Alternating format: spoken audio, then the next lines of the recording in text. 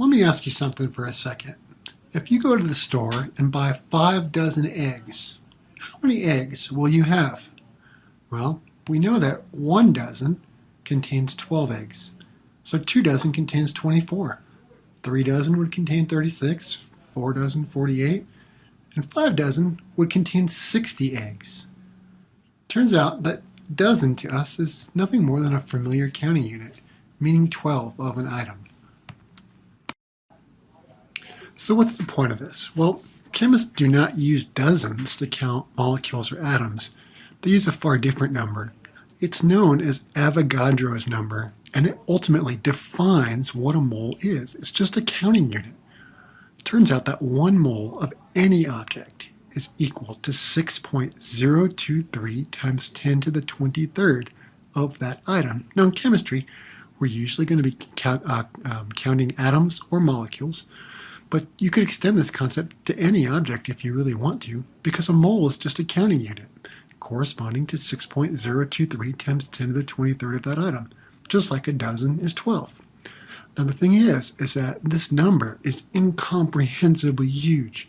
It's quite a bit bigger than a billion billions. It's humongous. If you tried to count to this number, and you were able to count 100 numbers per minute non-stop, it would take you over 10 million billion years to reach this number. So you're not going to be able to count to it.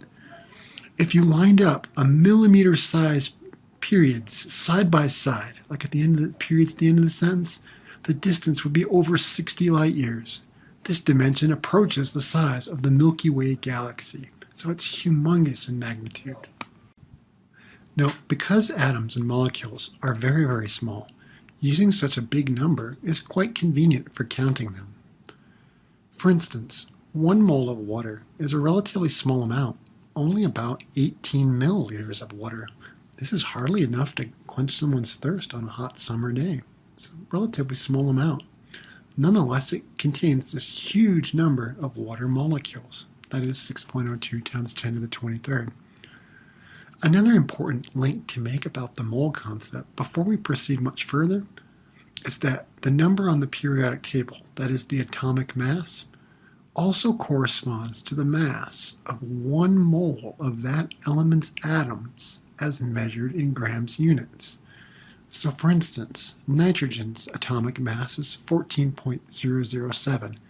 If I have exactly 1 mole of nitrogen atoms, it would have a mass of 14.00 grams. Oxygen would have a mass of 15.994 grams per mole of oxygen atoms. Sulfur, on the other hand, would have a mass of 32.065 grams of sulfur atoms per mole. So these numbers become very important to us because it allows us to make a direct link between observed mass of material that we're using and the number or the quantity of atoms or molecules in a sample. And that's why the mole concept is so important.